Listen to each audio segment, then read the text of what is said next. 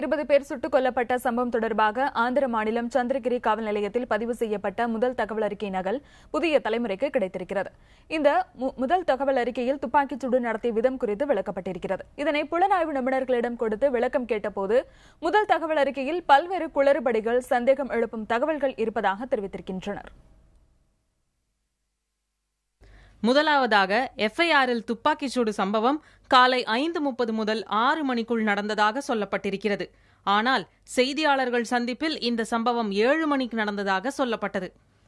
இரண்டாவதாக மலைக்குன்றின் மீது ஏராளமானவர்கள் திரண்டிருந்ததாகவும் அவர்கள் தமிழில் பேசியதாகவும் முதல் தகவல் அறிக்கையில் சொல்லப்பட்டிருக்கிறது.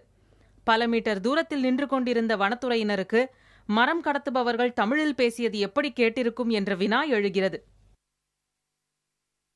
மேலும் மலையில் திரண்டிருந்தவர்களில் சிலர் 3 துப்பாக்கிகளை காட்டியதாக மட்டுமே சொல்லப்பட்டிருக்கிறது. அந்த அதிகாலையின் குறைவான வெளிச்சத்தில் அவ்வளவு தூரத்தில் இந்த காட்சி எப்படி தெரியும் என்ற கேள்வி எழுகிறது.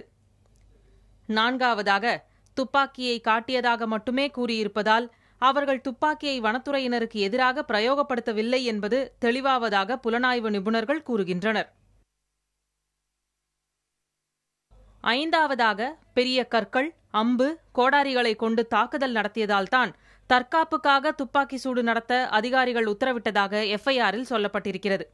அவ்வளவு தொலைவிலிருந்து அம்பு பயன்படுத்தியதாக சொல்லப்படுவது நம்பும்படியாக இல்லை. ஆறாவதாக, தாக்குதலில் பாதுகாவலர்களுக்கு காயம் ஏற்பட்டதாக சொல்லப்பட்டாலும் காயமடைந்தவர்களின் விவரம் இதுவரை தெரிவிக்கப்படவில்லை. ஏழாவதாக, இந்த சம்பவம் நடந்த இடத்தில் ஏராளமானவர்கள் இருந்ததாக கூறப்பட்ட போதும் ஒருவர் கூட உயிரோடு பிடிபடாதது ஏன் என்ற கேள்வியும் எழுகிறது.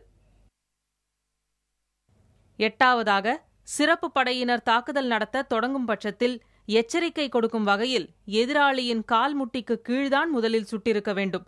ஆனால் பெரும்பாலானவர்கள் மார்பு, தலையில் துப்பாக்கி குண்டு பாய்ந்து இறந்திருக்கிறார்கள். எனவே இதில் மனித உரிமை மீறப்பட்டிருப்பதாக குற்றம் சாட்டப்படுகிறது.